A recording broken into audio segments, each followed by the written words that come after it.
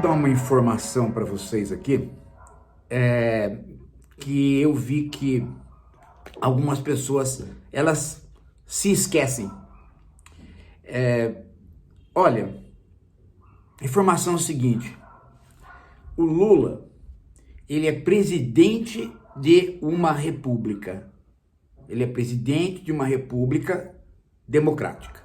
Então tem a democracia, a república, e o Lula é presidente dessa democracia democrática, dessa república democrática.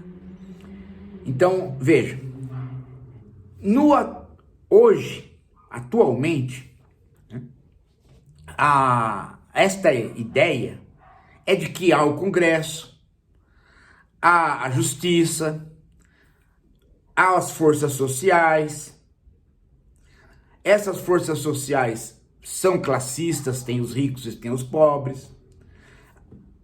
Então, o que eu quero dizer para vocês é que, quando o sujeito começa com essa história de porque o Lula não fez isso, porque o Lula fez aquilo, porque o Lula não fez aquilo, porque o Lula fez isso. Quando as pessoas começam com esse papo, eu tento aprofundar a conversa. Eu vejo em que nível que está a situação, se é uma fala retórica ou se o sujeito realmente pensa isso, que o Lula faz e acontece. Porque se o sujeito realmente pensa isso, é preciso trazê-lo, para aquela aula no tempo da ditadura chamada Educação Moral e Cívica e OSPB, que eram duas matérias postas pela ditadura, que todo mundo fala que é ideológica, mas até tinha a sua utilidade, porque ensinava para o aluno como é que funciona a república, como é que funciona a democracia. Ainda que a gente vivesse fora da democracia, se ensinava como é que era, né? Então, podia até ensinar de maneira torta, mas o sujeito começava a desconfiar que não se tratava de reizinhos, né? Não tem, gente, não tem, nesse nossa situação de vida complexa, alguém que fala é isso ou é aquilo. As coisas são negociadas dentro de interesses diversos e muitas vezes os resultados não agradam nem a quem tem poder maior dentro dos lobbies. Então, se as pessoas não caminham, pegar tal lei, como é que foi? Por onde ela foi? Quem que fez? Quem que não fez? No Congresso, quem que votou? Como é que chegou no Lula? Por que ele vetou? Por que ele não vetou? Quer dizer, quando as pessoas não fazem o histórico, elas não conseguem entender o funcionamento da política. Eu aprendi isso, gente, porque como muito tempo eu fiquei como um filósofo que lidava com educação, porque eu tenho a dupla formação, filosofia e educação, eu aprendi quando lidar com a educação, seguir os trâmites legais. Sabe, os economistas gostam de falar, vamos seguir o dinheiro. Se a gente seguir o dinheiro, a gente entende, os processos econômicos. Eu fiz isso na educação. Vamos seguir os trâmites legais. Como é que a lei surgiu? Qual grupo social a colocou no Congresso como projeto? Quem votou, quem não votou? Quais foram os lobbies que influenciaram os votos? Quando chegou no presidente, por que o presidente tomou a atitude que tomou? Então você começa a entender o funcionamento da República dentro da área de educação. Se você transferir isso para todas as áreas que você tem interesse, você caminha dentro de uma possibilidade de parar de falar besteira. Agora, quando você não caminha, quando você fica, Lula vetou, Lula não vetou, Lula vetou, Lula não vetou, Lula fez, Lula não fez, Lula insiste, Lula não insiste. Quando você começa assim, o teu problema é grave. Qual é o teu problema? Uma deficiência cognitiva programada. Você foi programado para ser deficiente cognitivo. Você não foi para a escola, não ensinaram isso que eu estou acabando de ensinar para você. Perseguir o objeto. Para ver quem que esbarrou nele, quem que o criou. Se é ecologia o teu assunto, então siga os trâmites pelas quais as leis aparecem. Siga o trâmite pelas quais as leis, se aparecem, funcionam ou não funcionam. Então, não adianta, gente, fazer de auê. Então, a COP tem uma série de coisas, gente, que assim aparece. Se você olha só com manchete de jornal, você fala assim, nossa, né? Então, mas o que é que está sendo discutido ali? Então, vamos aos detalhes para a gente entender o que é que está acontecendo. Você tem um fundo criado como proposta do governo brasileiro, proposta do governo Lula, um fundo, 53 países, para poder sustentar, digamos assim, os gastos de manter a manutenção da floresta e os gastos para a transição energética, que são duas coisas concomitantes. Você tem que segurar a floresta, tem que cuidar dela. Cuidar dela significa cuidar das pessoas que estão lá também, né? E parar de emitir, fazer as emissões que prejudicam o clima como um todo acontecerem. Então, basicamente é isso. Então, muita gente vê que o governo deu um passo fundamental a hora que criou esse fundo. 53 países vão contribuir. A Noruega é o maior contribuinte, mas ela condicionou a contribuição dela aos outros países. Quer dizer, ela vai contribuir, mas ela só vai aumentar a contribuição quando todos contribuírem. O que esse fundo vai fazer? Esse fundo vai ser um fundo parado, de dinheiro parado? Não, ele vai ser um fundo de ativos. Aí tem gente que diz, vai contribuir com a financiarização. Pera lá. Nós estamos trabalhando com um fundo que de início já é do âmbito do capitalismo financeiro. É um fundo. Ele vai ter que vender títulos. Ele vai ter que se capitalizar e fazer o dinheiro funcionar. Então ele vai ter que vender títulos. Ele vai ter que fornecer juros para quem comprou o título. Agora, ele não vai fornecer um juros muito alto. Por quê? Porque ele não é um fundo de risco. Ele não vai vender títulos em cima de algo que é arriscado. Não é arriscado. Não tem risco nenhum. Você vai depositar, vai pegar títulos e as coisas vão andando. Não tem não é um fundo daqueles que você, né, que os super ricos trabalham. Porque o super rico, ele compra títulos de fundos perigosos. Fundos que podem ruir a qualquer momento. Negócios que podem ruir a qualquer momento.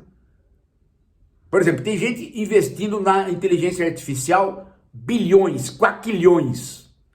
É alto risco. Por que é alto risco? Porque os números mostram que não tem mercado para o desenvolvimento da inteligência artificial no grau que ela está pegando de dinheiro. Mas por que o cara investe? Porque o juro é muito alto. Então um pouquinho que ele fica nesses títulos, ele já ganha muito. Depois ele vende para outro. Entendeu? Então o fundo de alto risco é para gente muito rica.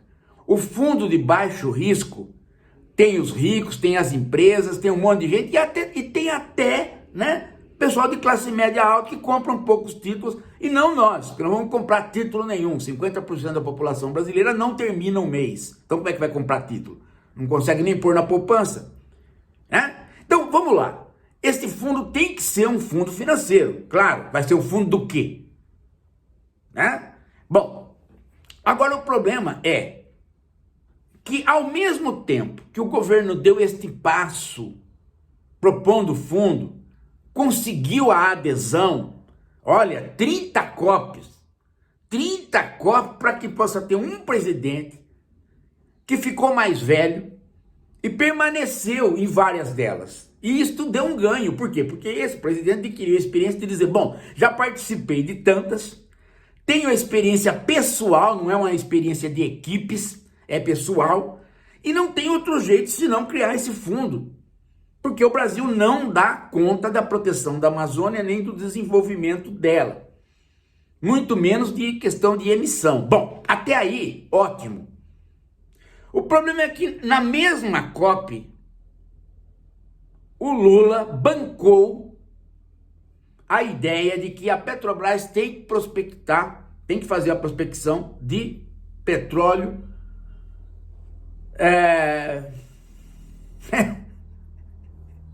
né, em águas que a gente jamais esperaria que fosse investir ali. Bem, então você tem o Lula que está começando a entender sobre os povos da floresta, está começando a entender que a palavra desenvolvimento sustentável não pode se aplicar aos povos da floresta. Talvez esteja até começando a entender, né, que é importante muito mais ele pensar na Amazônia como santuário do que como desenvolvimento sustentável. Pode ser.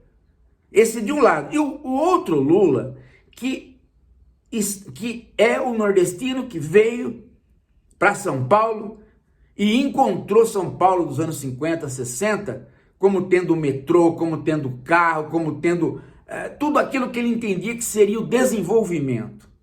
E pegou a leva ideológica do nacional desenvolvimentismo, que veio do JK, do Jango, entrou pela ditadura militar, ganhou as esquerdas que fazem parte do staff do governo, né? Tá na cabeça do Beluso, que é o conselheiro do próprio Lula, em algumas circunstâncias. Então, esse Lula desenvolvimentista, ele não consegue entender a Petrobras como como uma coisa do passado. Ele só consegue entender a Petrobras como algo do futuro. Para a cabeça do Lula, esse segundo Lula, que também é o primeiro, o Brasil e a Petrobras são coisas que não podem se separar. Não tem o Brasil e a Petrobras, tem o Brasil com a Petrobras. Não tendo Petrobras, não tem Brasil. Só que avisaram o Lula que esse pensamento dele é perigoso, por quê? Porque o petróleo vai acabar. E porque é preciso fazer a transação energética, não porque o petróleo vai acabar, porque talvez, né, o mundo acabe por conta do petróleo não ter acabado, dadas as emissões. Então, na cabeça do Lula quem é que vai fazer a transição? Não tem ninguém melhor, e nisso ele tem razão, que a própria Petrobras. Tem gente, eu vi o Gregório do Duvier falando besteira sobre isso, né? A Petrobras que explora petróleo vai fazer a transição energética para a matriz energética que não é o petróleo. É isso mesmo, Duvier, para de ser burro, é isso mesmo. Quem tem a experiência com energia no Brasil é a Petrobras, é exatamente ela.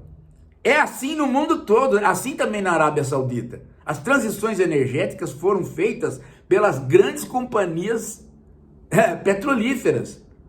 O que está caminhando na Arábia Saudita. É assim mesmo. Ali que está o know-how de lidar com a energia. Então o Lula, ele acha, né? E nisso ele tem razão, que a Petrobras tem que ter dinheiro para fazer essa transição. Ela tem que estar fazendo a prospecção, porque por enquanto o negócio dela é este. Então ele vai fazer a prospecção ali nas águas equatoriais que não pode fazer. Então qual é a solução que ele deu? Veja, olha que interessante. A solução que o Lula deu é a seguinte: vamos fazer um teste de investigação para ver se tem petróleo. Se tiver, aí a gente começa uma nova discussão de como explorar. E nós vamos pôr as fichas na mesa dizendo que a Petrobras sabe explorar sem fazer devastação. Ele não está tão errado assim, ela sabe. Né? Embora só a prospecção já seja uma devastação. E aí é que ela vai começar a explorar se houver a permissão na época depois de que tenha dito que há petróleo. Porque se não houver, acabou a conversa e volta para casa. O teste não deu certo. Aí você me diz, bom, Mas o Lula vai querer apostar de tudo quanto é maneira de que vai tirar petróleo de lá. Esse é o truque. Por quê? Porque o dinheiro que vem para a Petrobras não é quando o petróleo sair de lá. O dinheiro que vem para a Petrobras é agora. Por quê? Porque quando a Petrobras anuncia que ela está fazendo testes num lugar, as ações crescem. Mais gente fala, epa, Petrobras não é uma empresa parada, é uma empresa em expansão, porque ela está fazendo ainda a prospecção de petróleo e visa a transição energética. Vamos comprar ações dessa empresa.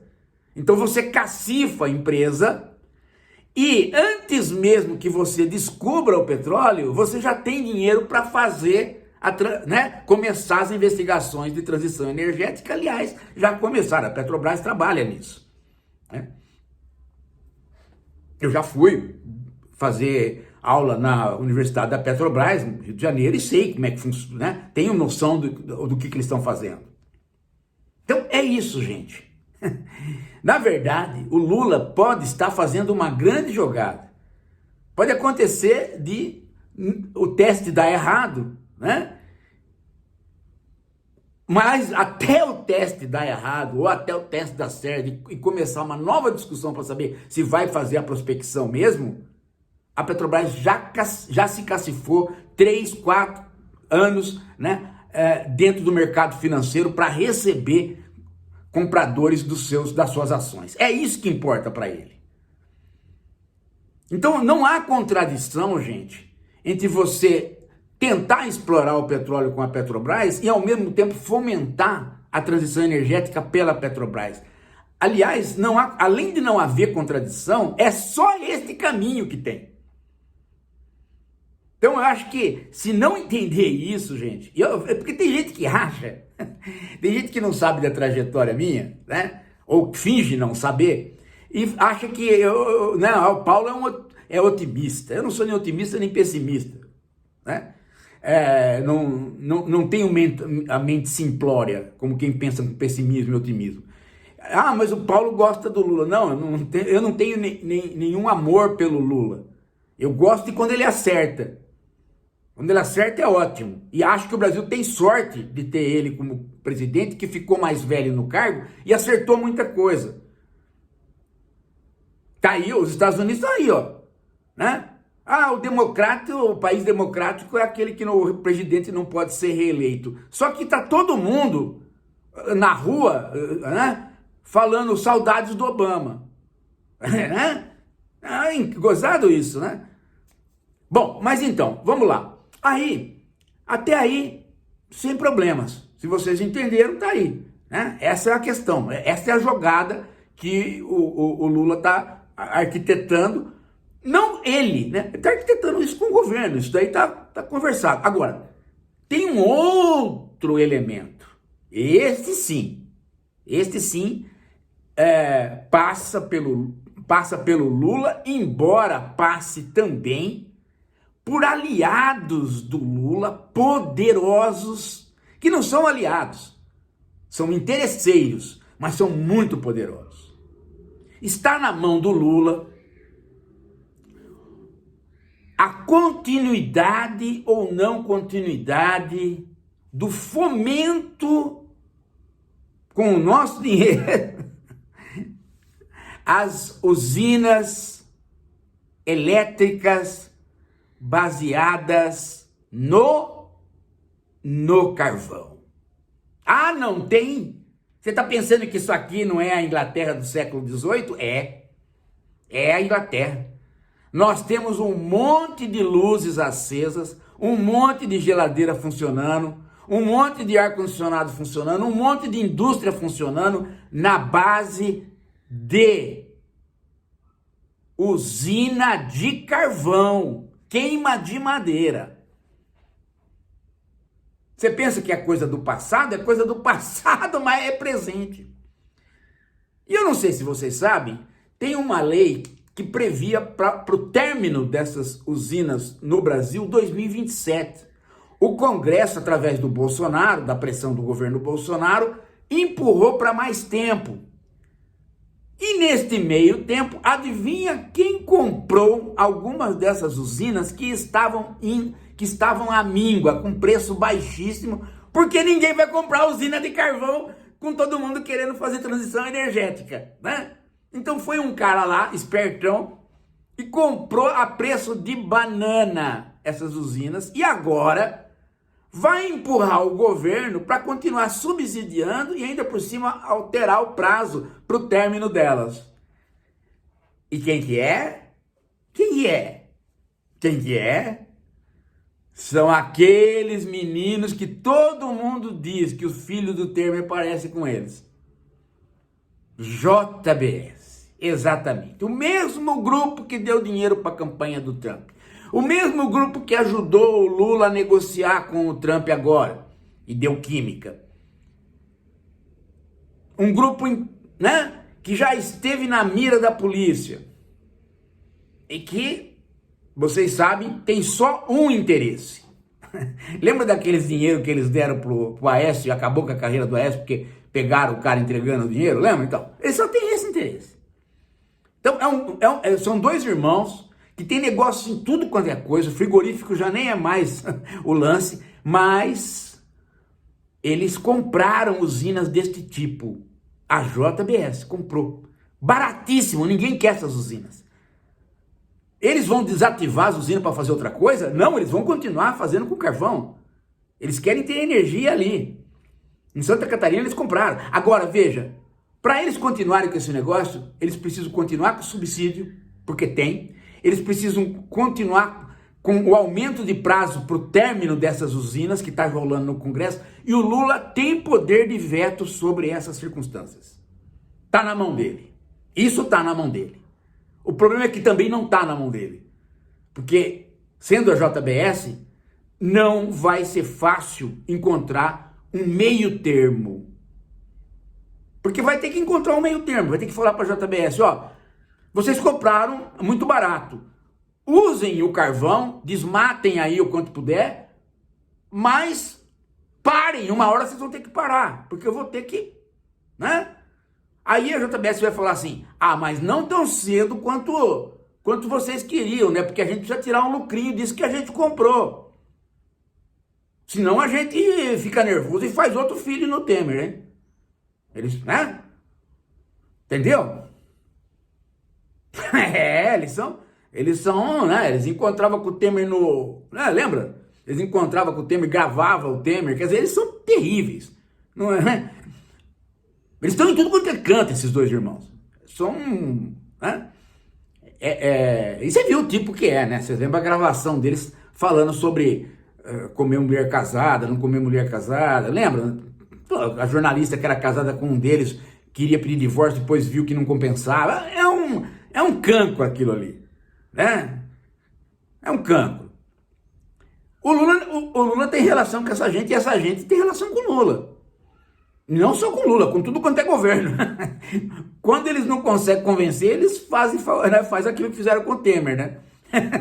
Ora, então é gente poderosa e perigosa e tá em negócio ruim. Então, de fato, neste quesito das usinas de carvão, aí não tem jeito. Porque isso não justifica. A usina de carvão já não justifica mais. Mas, infelizmente, ganhou este aporte de um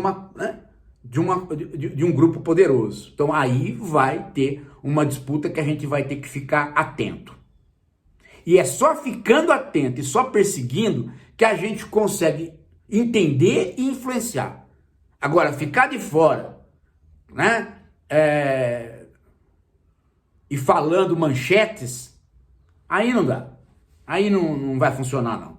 Né?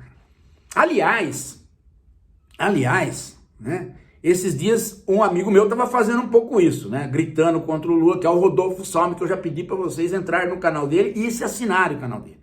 E ele está falando umas outras coisas também que merecem resposta. Por exemplo, uma delas é, a Greta não veio para a COP é só um grande negócio, é uma farsa total. Não, a COP não é uma farsa total. A COP não é uma reunião de militantes. É isso que o Rodolfo aqui não entendeu. A COP é uma reunião de lideranças de países. Então a Greta não tem que aparecer mesmo. Ela é uma militante. Ela tem que estar na parte crítica a esses governos. Ela não tem que fazer parte de um governo. Ela tem que ser a voz crítica. E ela é a voz crítica. Por isso que ela não veio. Agora, se ela for, se desse um cargo para ela em algum governo, talvez ela viesse. Essa é uma reunião de cúpula. De cúpula. Tá? O próprio Rodolfo está lá, mas não foi convidado. Está lá com o pinico dele, visitando os índios dele, mas ele não foi convidado. É reunião de cúpula. As outras pessoas vão para lá, né, para tentar fazer negócio, sim, claro. A transição energética é uma abertura de novos negócios. E a transição energética também é o aparecimento de novos problemas. Tem muita gente que pensa que o fim do mundo é porque vai ter o degelo. Tem muita gente que pensa que o fim do mundo é porque vai ter arma nuclear. São pessoas bíblicas que ficam todo dia encontrando o fim do mundo. É o Zé do Apocalipse, lembra? Aquele personagemzinho. O problema, gente, é que nós tivemos perto de uma amostra de fim do mundo. Pandemia, ficamos 2 anos trancados. Só que no Brasil morreu 700 mil. Agora prendemos o filho da puta que matou os brasileiros, tá lá, o Bolsonaro. Mas veja, aquilo podia não ter acabado. Aquilo podia ter ido. E aquilo não é uma consequência, um efeito, né, do modelo de capitalismo que nós temos no mundo? Sim. Modelo de capitalismo que transitou da Inglaterra para os Estados Unidos para a China, e deu no que deu, foi Wuhan. Então, maneiras do mundo terminar, fiquem certos que o que tem de escritor com exemplos reais para terminar, a epidemia da AIDS, por exemplo, durou 40 anos para a gente poder ter um certo controle sobre a AIDS. E podia ter sido uma epidemia, podia ter sido muito maior, morreu um monte de gente.